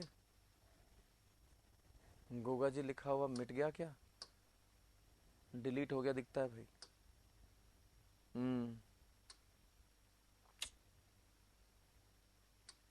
आपने नोट डाउन कर लिया क्या भाई? वो मेरे ख्याल में वो पीछे वो दब गया, डिलीट का, डिलीट ऑल वाला।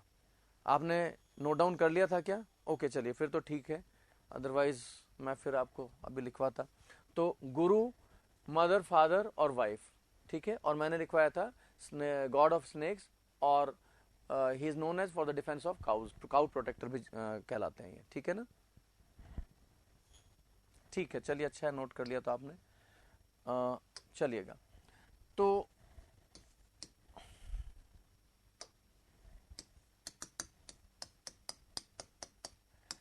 अब देखिए ये काउ प्रोटेक्टर कैसे कहलाते हैं। आपने नाम सुना होगा महमूद गजनवी का।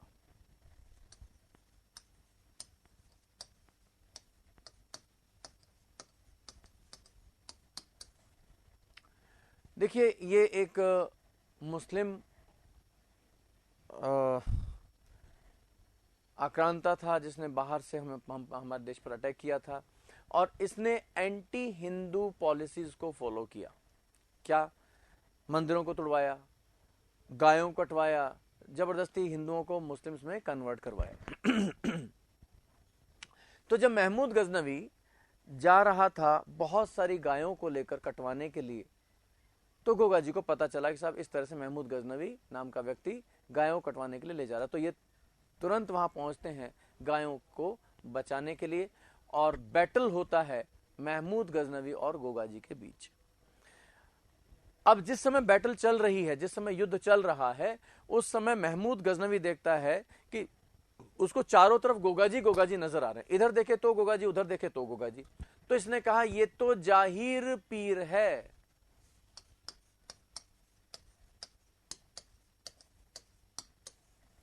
देखिए जो जाहिर वर्ड है ये आपने कई बार सुना होगा, यूज भी किया होगा। जैसे कभी कोई आपका फ्रेंड जिसको कोई चीज बहुत कॉमन सी चीज है वो नहीं पता, तो आप उसको क्या कहते हैं, अरे यार तेरे को इतना भी नहीं पता है, तो जाहिर सी बात है ना। जाहिर सी बात है मतलब जिसके बारे में सबको नॉलेज है, यानी कि गोगा जी चारों तरफ दिखाई दे रहे हैं, सबको दिखाई देने वाले हैं, तो यानी कि जाहिर पीर है। इसी का बिगड़ा हुआ रूप है जाहर पीर, इसीलिए इनको जाहर पीर भी कहा जाता है। तो आप ध्यान रखिएगा, जाहर पीर इनको कहा जाता है। यह क्वेश्चन आया हुआ है, जाहर पीर किसे कहा जाता है? आंसर था गोगा जी। ठीक है,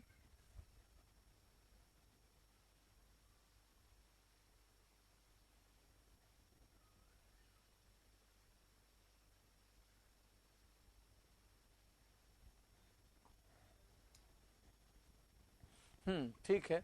वो आप महमूद गजनवी के बारे में काफी कुछ जानते हैं। अब देखिए इसी बैटल में गोगा जी को वीर गति प्राप्त हुई, इनका सिर धड़ से अलग कर दिया गया था।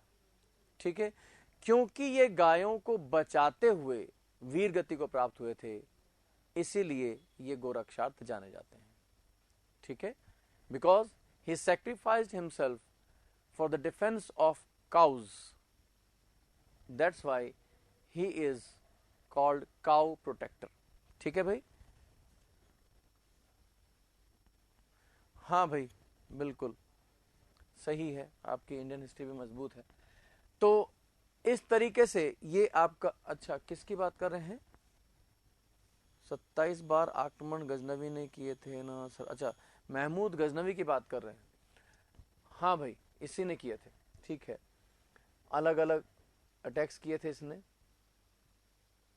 चलिएगा अब हम बात करें जरा कि क्यों इनको जाहिर पीर का। अब हम बात करते हैं कि आपने जो पूछा था अर्जन और सर्जन, ठीक है, हाँ वो मैं बता रहा हूं सौरभ जी, शीर्षमेढ़ी धुरमेढ़ी अभी बता रहा हूं। तो अर्जन और सर्जन कौन थे?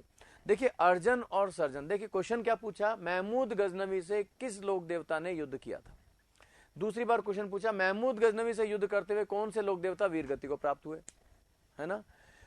तीसरी बार क्वेश्चन पूछा अर्जन और सर्जन से युद्ध करते हुए कौन से लोक देवता वीरगति को प्राप्त हुए। अब ये देखिए कंट्राडिक्शन मामला आ गया, कंट्राडिक्टरी मामला क्या आ गया कि महमूद गजनवी से युद्ध करते हुए वीरगति को प्राप्त हुए थे, अर्जन और सर्जन से वीरगति को प्राप्त करते हुए थे।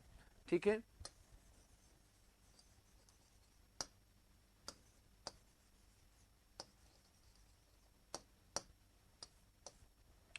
ये अर्जन और सर्जन जो थे इनके मौसेरे भाई थे, मौसी के बेटे थे, और बहुत पहले से जमीन को लेकर एक इनके बीच में, गोगा जी के और अर्जन सर्जन के बीच में एक विवाद चल रहा था।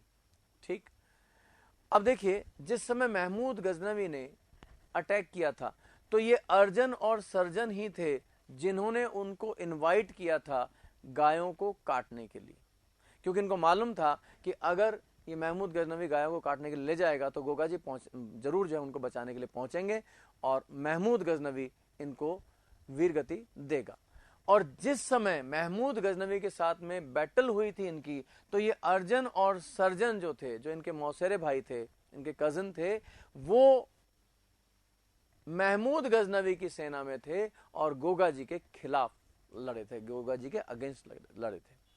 तो इसलिए दोनों ही क्वेश्चन सही हैं, यानी कि इनका एक ग्रुप बना हुआ था, यानी कि ये महमूद गजनवी की सेना थी, अर्जन और सर्जन उनके साथ में थे और उन्होंने मिल करके गोगा जी के साथ में युद्ध किया था। आई थिंक अब आपका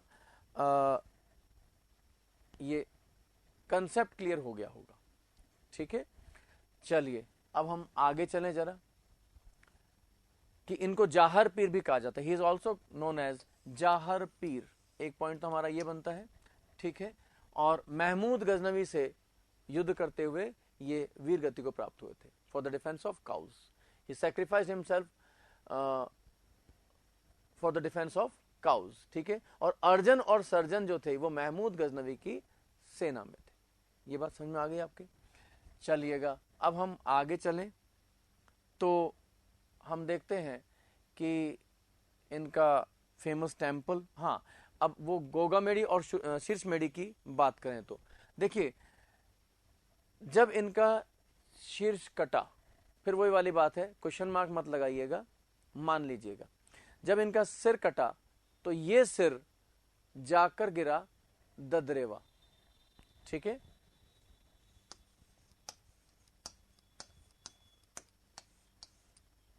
क्योंकि ददरेवा में इनका ये सिर जाकर गिरा था, इसीलिए ददरेवा को कहा जाता है शीर्ष मेड़ी।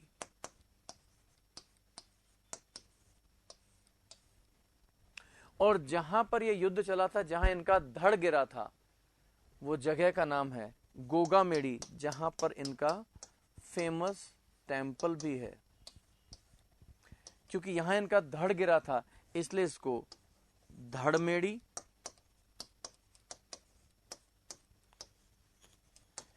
या धुरमेड़ी कहा जाता है। यह है आपके शीर्षमेड़ी का मामला, और यह है आपकी धड़मेड़ी या धुरमेड़ी का मामला। ठीक है, बात समझ में आ गया आपके? ददरेवा शीर्षमेड़ी और गोगामेड़ी को धुरमेड़ी। ठीक है, रिपीट कर दूं? ओके, चलिए देखिए, जहां पर ये बैटल हुई थी, ये वाली बैटल, ठीक है, वो जगह थी गोगामेड़ी। अब जब इनका हेड जो है वो इनकी बॉडी से अलग किया गया, तो वो जो हेड है वो जाकर गिरा ददरेवा में। तो ददरेवा में क्या गिरा? इनका हेड यानी शीर्ष जो था वो गिरा जाकर, तो इसीलिए ददरेवा को कहते हैं शीर्ष मेड़ी। अब आप इसको हेड मेड़ी मत बोलिएगा प्लीज, ठीक है, इसको शीर्ष मेड़ी ही बोलना पड़ेगा। शीर्ष मेड़ी का मतलब है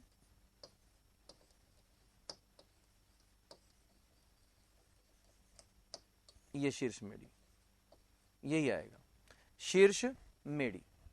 और जहां पर इनका ये जो बॉडी पार्ट था वो गिरा अदर देन हेड, तो वो गोगामेड़ी जगह थी।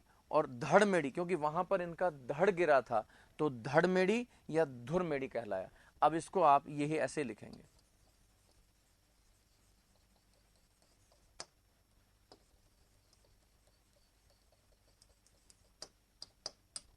धड़मेड़ी या धुरमेड़ी कहा जाता है किसको? गोगामेड़ी को। आई थिंक अब बात आपकी समझ में। ददरेवा चूरू में है, बिल्कुल सही है। गोगामेड़ी हनुमानगढ़ में है, ये अभी मैं आपको लिखवा रहा हूं। ठीक है, ये गोगामेड़ी में जो इनका मेन टेंपल है, ये अभी मैं आपको लिखवाता हूं। ठीक, तो ददरेवा, अब हम मेन टेंपल की बात करें। ये बात समझ में आ गई भाई आपके कि गोगा जी ने महमूद गजनवी से बैटल हुआ था, अर्जन और सर्जन उनकी सेना में थे। ठीक है, और जाहिर पीर क्यों कहा जाता है? जाहर पीर बिगड़ करके हो गया वो, ये मैंने आपको बता दिया। ददरेवा को शीर्षमेड़ी क्यों कहते हैं और गोगामेड़ी को धड़मेड़ी या धुरमेड़ी क्यों कहते हैं, ये भी आपके समझ में आ गया होगा। ठीक है, अब इनका मेन टेंपल की बात कर लें।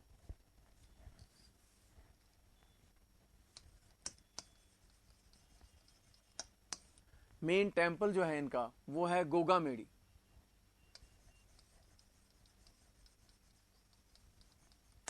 जो कि पड़ता है आपका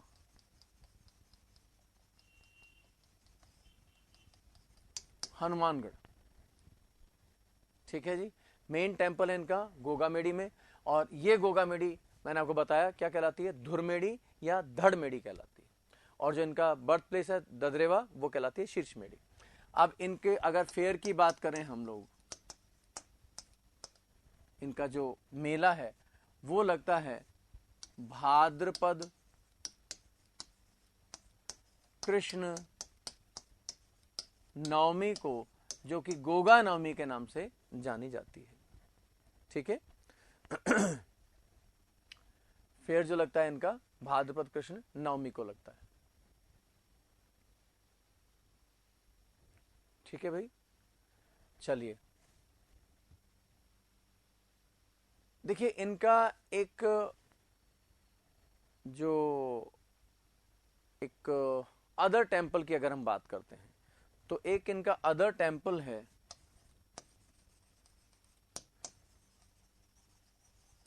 अन्य मंदिर की बात करें तो वो है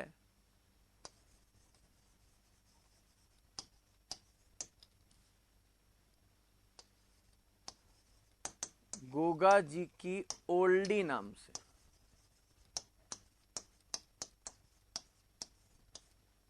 कहाँ है?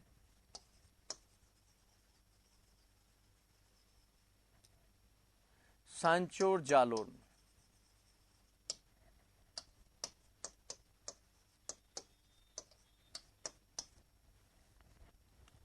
गोगा जी की ओल्डी कहलाता है वो आपका मंदिर।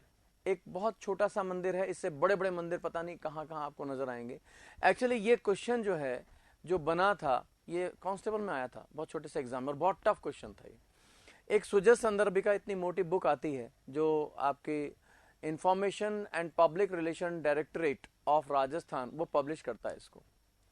तो वहां पर हम देखते हैं कि पीछे की तरफ, हिंदी में है वो पूरी बुक जो हिंदी में है, पीछे की तरफ जिला दर्शन दिया हुआ, अलग अलग जिले दिए हुए हैं और उसके बारे में पूरा डिटेल लिखा हुआ हर जिले के बारे में। तो वहां पर जब हम देखते हैं जालोर जिला, तो वहां पर सिंपल सी एक लाइन लिख करके छोड़ दी गई है कि साहब इनका एक मंदिर गोगा जी की ओल्डी नाम से सांचोर जालोर में। वहां से सीधा सीधा क्वेश्चन उठ करके आया। बाकी मुझे आज तक किसी बुक में ये गोगा जी की ओल्डी का नाम नहीं मिला। ठीक, तो बाय द वे रिपीट हो जाए इसलिए मैंने आपको इसको बता दिया है। सांचोर में बहुत से हमारे जानकार भी हैं, कुछ स्टूडेंट्स भी हैं जो ये कहते हैं कि सर ये कोई बहुत बड़ा मंदिर नहीं, छोटा सा मंदिर है। ओल्डी मीन छोटा कमरा, ओल्डी कहते हैं स्मॉल रूम, ठीक है, उस नाम से। इससे बड़े बड़े मंदिर पता नहीं कितने हैं राजस्थान में, लेकिन क्योंकि वो उस बुक में दिया हुआ था तो वहां से उठा के क्वेश्चन पूछ लिया गया। ठीक है भाई, बात समझ में आ गई। तो एक अन्य मंदिर, अदर टेम्पल है गोगा जी की ओल्डी के नाम से, इसको गोगा जी की ओल्डी कहा जाता है, जो सांचोर जालोर में है। ठीक, सांचोर तहसील में। चलिएगा, अब अगर इनका व्हीकल देखें हम तो वो है नीली घोड़ी। नीली को ब्लू मत कर देना, नीली को नीली ही रहने देना। घोड़ी को आप जरूर मेयर कर सकते हो, लेकिन नीली को ब्लू मेयर मत कर देना, इसको नीली घोड़ी या नीली मेयर ही रहने देना। ठीक है, ये इनका व्हीकल है। अब देखिए एक स्पेशलिटी ये है, जहां पर इनके मानने वालों की जो नंबर्स हैं सबसे ज्यादा हैं, जैसे आपका हनुमानगढ़ है, श्रीगंगानगर है, चूरू है, आपका बीकानेर है, वहां पर जब हल चलाया जाता है, प्लाव, तो हल और हाली दोनों को, यानी हल मीन्स प्लाव एंड हाली का मतलब जो हल चलाने वाला है, प्लावमैन, दोनों को एक धागा बांधते हैं हल चलाने से पहले, जिसको हम कहते हैं गोगा रखड़ी और गोगा राखड़ी। कोई भी नाम एक आप लिख सकते हैं, गोगा रखड़ी या गोगा राखड़ी।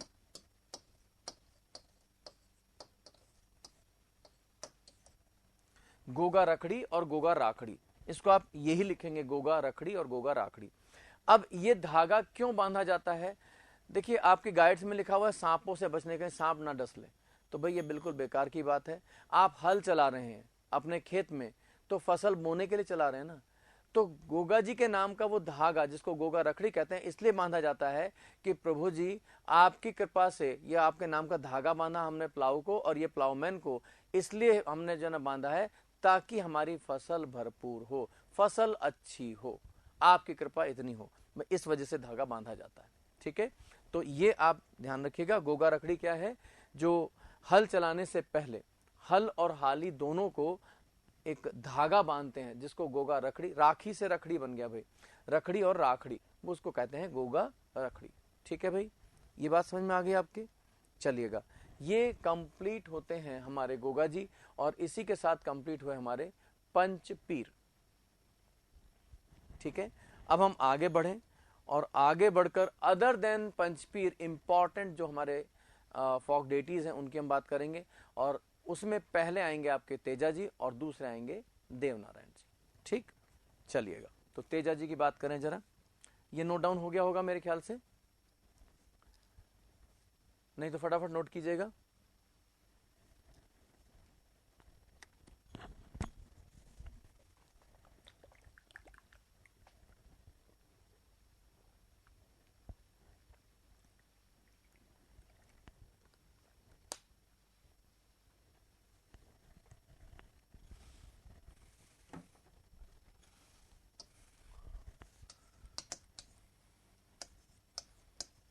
तेजा जी,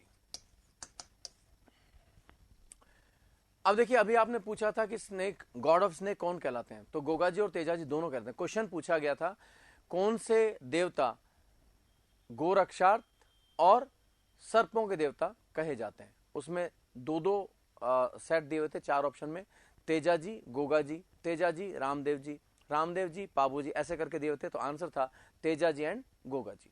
तो दोनों ही जो है ना स्नेक ऑफ गॉड कहलाते हैं। चलिए भाई, अब जरा हम बात कर लें इनके जन्म की। तो देखिए, इनका जो बर्थ है वो 11वीं सेंचुरी में हुआ था, और वो हुआ था आपके खरनाल,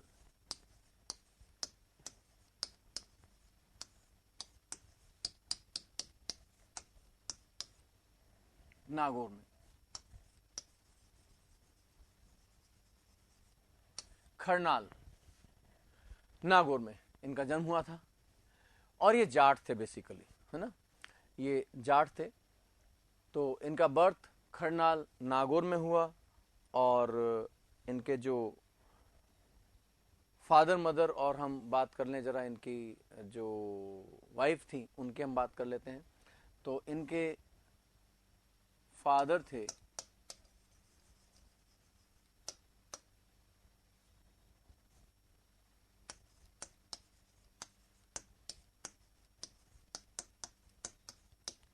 ताहड़ जी जाट। देखिए, खुद जो है ना जाट थे। अभी तक जो हमने पंचपीर देखे वो हमने देखे आपके राजपूत थे सभी, लेकिन ये जाट थे। मदर की अगर हम बात करें तो वो थी आपकी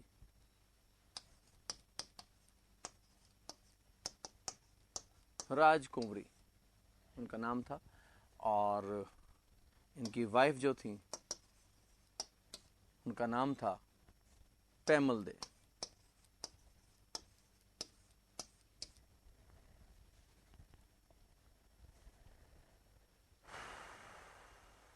हाँ भाई, इनका गोत्र था धोल्या। ताहड़ जी जो जाट थे उनका गोत्र था धोल्या। सही है महेंद्र जी?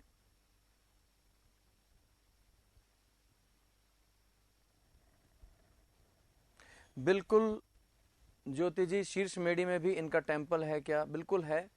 ददरेवा में इनका टेम्पल है। आपका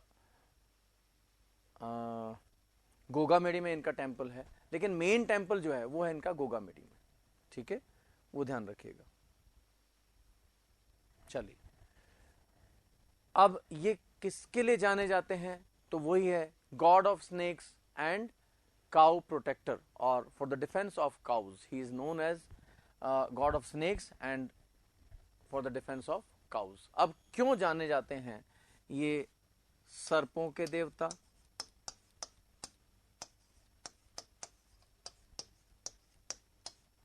और for the defence of cause या गोरक्षार्थ।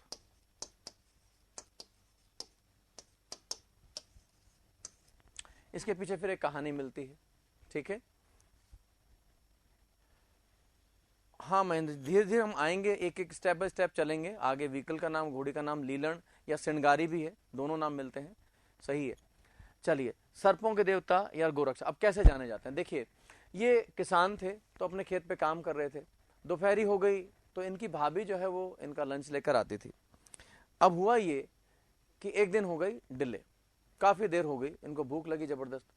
अब भूख इतनी ज्यादा लगी कि इन्होंने अपना काम धाम छोड़ करके और वेट करना शुरू कर दिया। अब भाभी आई तो गुस्से में तो थे ही, तो कह दिया कुछ ना कुछ ऐसे ही कि क्या है तुम जना बिल्कुल ध्यान नहीं रखते हो और इतना देरी कर दी, मैं भी जो ना यहाँ पे काम कर रहा हूँ, फलाना फलाना ढिमका ढिमका जो भी है। अब भाभी भी कहाँ सुनने वाली थी, उन्होंने भी इनको कहा, ताना मारा कि भाई तुझे मेरे को कहने की आवश्यकता नहीं है, मैं भी घर पे काम कर रही थी, खाली तो बैठी नहीं थी। और अगर तेरे को इतना ही शौक है ना टाइम पे रोटी खाने का, तो तूने अपनी पत्नी को घर पे क्यों, उसके पियर क्यों छोड़ा हुआ है, उसको लेके आ और उसके हाथ की रोटी खा। अब पहली बार पता चलता है तेजा जी को कि मेरा तो विवाह भी हो चुका है, आई एम मैरिड। तो गए अपने कंफर्म करने के लिए, माता जी से पूछा कि क्या मेरा विवाह हो चुका? कि हाँ जी। और पत्नी कौन है? कि साहब पैमल दे है, और पनेर में रहती है, जो आजकल अजमेर में पड़ता है। तो बोले ठीक है, कल की रोटी उसी के हाथ की खाऊंगा, इस भाभी के हाथ की रोटी तो मुझे खानी ही नहीं है। खैर जी, चल दिए अपनी लीलन घोड़ी पे सवार होकर के। रास्ते में इन्होंने देखा एक बड़ा ही खतरनाक सीन इनको दिखाई दिया। इन्होंने देखा कि एक नाग है जो जल रहा है उसके शरीर से लपटें उठ रही हैं। तो इन्होंने उसकी आग को बुझा दिया। जैसे ही उस आग को बुझाया तो वो नाग जिसका नाम था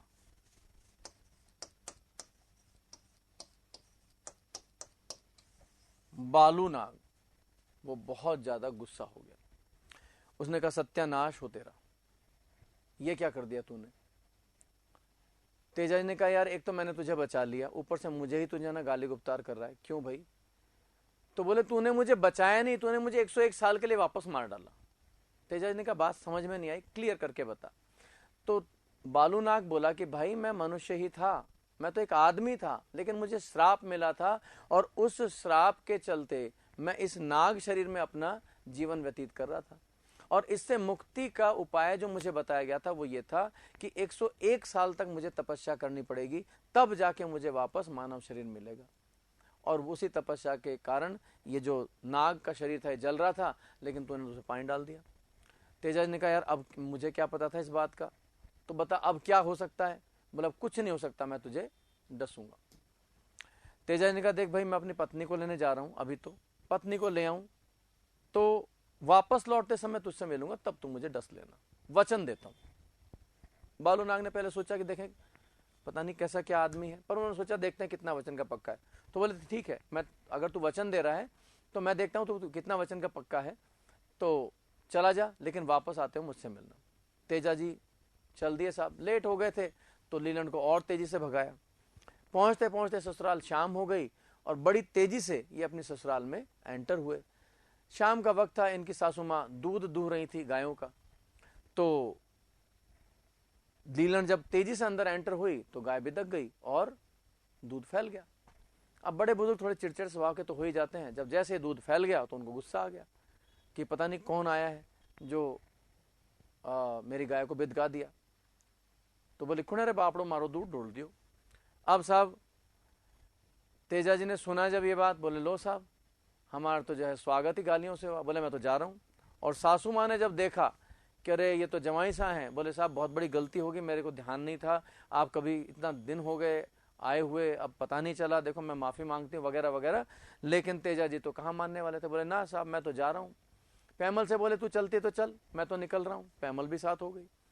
अब कुछ दूरी पे गए, रात हो गई।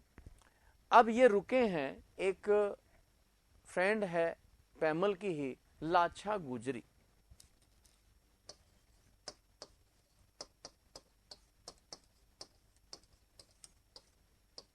इसके यहां पर रुक गए रात बिताने के लिए। लाछा गुजरी ने बड़ी आवभगत की, रात्रि विश्राम के लिए स्थान दिया। और जब आधी रात थी और तेजाजी गहरी नींद में थे तो अचानक लाछा गुजरी के चिल्लाने की आवाज सुनी। ये दुहाई दे रही थी कि मेरी गायों को बचाओ। ये बहुत सारी गायों की स्वामिनी थी, जैसे कि आपकी देवल चारणी थी बाबूजी के मामले में, ठीक है। ये घटना तो जब तेजाजी गायों की रक्षा के लिए गए तब की है सर। देखिए महेंद्र जी, मैंने आपसे पहले भी कहा था, आप सही कह रहे हैं, मुझे भी पहले इससे टोका गया था, थोड़ा बहुत डिफरेंस मिलता है। जो कहानी है थोड़ा बहुत डिफरेंस आपको मिलेगा। फिल्मों में थोड़ी कहानी का ट्विस्ट अलग होता है, किताबों में कुछ और दी हुई है, लोक गीतों में जब आप सुनते हैं तो उसमें कुछ और हो सकता है। बट आपको इन जो कहानी है इनके बिल्कुल एग्जैक्टली वर्ड टू वर्ड नहीं जाना। आपको तो ये ध्यान में रखना है कि इन कहानियों की वजह से आपको ये ध्यान हो जाए कि सर्पों के देवता और गोरक्षार जाने जाते हैं। थोड़ा बहुत चेंज मिलता है भाई, बिल्कुल मिलता है, ठीक है, डिफरेंट है, बिल्कुल है। चलिए अब साहब क्या हुआ कि ये जो लाछा गुजरी थी, इनकी गायों को लेकर जा रहे थे कुछ लोग। अब एक चीज थोड़ा समझने वाली है, उसको थोड़ा समझ लीजिए, मेरे ख्याल में ये आपने नोट डाउन कर लिया होगा। तो समझने वाली बात यह है कि आपकी जितनी भी गाइड्स लिखी हुई हैं उसमें दिया हुआ है मेर के मीणा। अब इसका मतलब यह हुआ, अगर आप कहते हैं मेर के मीणा ये ले जा रहे थे, तो मेर तो हो गई जगह और वहां के हो गए निवासी मीणा, तो ये मतलब हुआ इसका। लेकिन आपको आगे पता चलेगा जब हम इंटीग्रेशन ऑफ राजस्थान पढ़ेंगे जब हम राजस्थान का एकीकरण पढ़ेंगे, तो एक केंद्र शासित प्रदेश था अंग्रेजों का, जो उनका हेडक्वार्टर हुआ करता था, अजमेर मेरवाड़ा। तो अजमेर मेरवाड़ा, क्या इस छोटी सी जगह के कारण मेरवाड़ा पड़ा? जैसे भीलवाड़ा, भीलवाड़ा जो है वो भीलों की अधिकता के कारण, उनके एबंडेंस के कारण कहलाता है भीलवाड़ा। मतलब हालांकि भील सबसे ज्यादा उदयपुर में मिलते हैं, लेकिन वहां किसी ने देखे होंगे और उन्होंने भीलवाड़ा नाम दे दिया। ऐसे ही यहां पर मेर एक जाति है, ध्यान रखिएगा, मेर एक जाति है, और इस मेर जाति की ज्यादा संख्या होने के कारण इसको नाम दिया गया अजमेर मेरवाड़ा। ठीक है, तो ये मीणाओं के खिलाफ साजिश है, ऐसा कुछ नहीं था, ये मेर लोग थे। और जितनी भी बुक्स हैं, अगर आप उसमें देखेंगे तो एक सिंपल सी लैंग्वेज लिखी रहती है कि तेजा जी ने लाछा गुजरी की गायों को मेरों से बचाया था, ना कि मीणों से बचाया था, ऐसा नहीं। तो ये गलत है, अगर आपने ऐसा सुना या पढ़ा है तो इसको करेक्ट कर लीजिएगा। ठीक है, तो अब ये मेर थे संख्या में बहुत ज्यादा, और तेजा जी थे अकेले, लेकिन भिड़ गए साहब, और किसी तरीके से सब मेरों को मार भगाया, और जितनी भी गाय थी वो ला करके सुपुर्द कर दी किसके? लाछा गुजरी के। अब लाछा गुजरी ने काउंटिंग की, तो बोले साहब एक बछड़ा अभी नहीं है इसमें, और वो बछड़ा उन्हीं के कब्जे में है, और उनकी जो माँ है गाय बछड़े की, वो तो मर जाएगी उसके बिना। तो साहब अगर गाय को बचाना तो बछड़ा तो चाहिए। तेजा जी फिर भिड़ गए जाकर के उनसे, और वो बछड़ा भी उनसे छीन लाए, और गाय उसको लाछा गुजरी को सुपुर्द कर दिया। अब उनको लगा कि मेरे प्राण अब निकलने वाले हैं, मैं मृत्यु लोक को जाने वाला हूं। तो इनको याद आता है अपना वचन, तो अपने बताते हैं कि इन्होंने अपने प्राणों को रोके रखा, और तुरंत पहुंचते हैं बालूनाग के पास में, और वहां जाके कहते हैं कि भाई देख, मैं जाने वाला हूं, तो उससे पहले तुम मुझे डस ले, ताकि मेरे वचन का पालन हो। बालूनाग ने उनकी वचन बद्धता को देखते हुए उससे कहा कि चल, मैंने तुझे माफ किया, अब मैं तुझे नहीं डसूंगा। तेजा ने कहा नहीं, वचन दिया है तो पूरा करना पड़ेगा, तुझे मुझे डसना पड़ेगा। तो साहब बालूनाग ने कहा ठीक है, लेकिन कहां डसूं? पूरी की पूरी तेरी बॉडी जो है घायल अवस्था में है, अब डसूं तो डसूं कहां? तब तेजा जी ने कहा कि मेरी जीभ जो है वो अभी घायल नहीं है, तो मुझे यहां डस ले। और लीलन घोड़ी पर बैठे हुए उन्होंने अपना भाला नीचे किया, उस पर बालूनाग लिपटा, और यहां आके जीभ पर डसा, ताकि इनके वचन का पालन हो सके। और उन्होंने आशीर्वाद दिया बालूनाग ने कि आज के बाद तेरे स्थान पर कोई भी आएगा जिसको सांप ने काट लिया है, तो वो ठीक होकर जाएगा, ये मैं तुझे आशीर्वाद देता हूं। ठीक है, तो जहां पर इनको स्नेक बाइट मिला बालूनाग से, वो जगह थी सैंदरिया, जो कि आपकी अजमेर में पड़ती है। जहां पर स्नेक बाइट उसने दिया, यानी कि जहां पर सर्पदंश मिला इनको बालूनाग से, तो वो जगह का नाम है सैंदरिया, अजमेर में। और वहां से जब ये चल दिए हैं, तो रास्ते में ही सुरसुरा नामक एक स्थान है, एक जगह है अजमेर में ही, वहां पर इनकी डेथ हो गई, वहां इनकी मृत्यु हो गई। ठीक है, अब क्योंकि इन्होंने लाछा गुजरी की गायों को मेरों से बचाया था, और अगर वचन का पालन नहीं करना होता तो डेफिनेटली वहीं इनकी डेथ हो जाती, इसलिए ये काउ प्रोटेक्टर कहलाते हैं, क्योंकि गायों को बचाया था। ठीक है, और सर्पों के देवता इसलिए, गॉड ऑफ स्नेक्स इसलिए, क्योंकि बालूनाग को दिए अपने वचन का इन्होंने पालन किया था, इसलिए गॉड ऑफ स्नेक्स कहलाते हैं। ठीक है, तो इस तरीके से ये आपके हुए तेजा जी कि क्यों ये, तो ये क्वेश्चन पूछा हुआ है कि लाछा गुजरी की गायों को किस लोक देवता ने बचाया था। ठीक है, तो आप लिख सकते हैं इसमें कि, अच्छा 2 मिनट हो गई, इसमें लिख सकते हैं कि ही प्रोटेक्टेड काउज ऑफ लाछा गुजरी फ्रॉम मेर्स। मेर लिखेगा, मेर के मीणा नहीं। ठीक है, ये सब नोट कर लिया होगा आपने। देन आप जो बालूनाग था, जो स्नेक बाइट मिला, वो मिला सैंदरिया में, स्नेक बाइट मिला, और सुरसुरा यानी कि जो अजमेर में ये दोनों, वहां जो है इनकी डेथ हो जाती है। इस तरीके से ये हुआ आपका। सौरभ जी, ये मेरे हाथ में नहीं है, जो मैनेजमेंट ने किया है वो अपने हिसाब से किया है। 7:30 तक ही, क्योंकि आगे आपकी हिंदी की होती है तो हिंदी को मात्र 1 घंटा ही मिल पाएगा। तो इसलिए अपनी क्लास तो 1.5 घंटे की ही रहेगी। मैंने खुद कहा था कि मेरी क्लास थोड़ा बढ़ा दीजिए, कम से कम 2 घंटे कीजिए। बोले सर पॉसिबल नहीं है, उनका हिंदी भी होना है। तो इसलिए इसके लिए तो भाई मैं माफ़ी चाहूँगा। ठीक है, थैंक यू ज्योति जी, अच्छा लगता है आप लोगों को कैसे कमेंट्स दे करके। ठीक है, तेजा जी की मृत्यु के पश्चात लीलन ने भी खरनाल तालाब पर अपने प्राण त्याग दिए थे। बिल्कुल सही है महेंद्र जी। चलिए कल हम आगे बात करेंगे इन सब की। तब तक आप अपने पढ़ते रहिए, ध्यान रखिएगा। Till then bye bye, good night, thank you.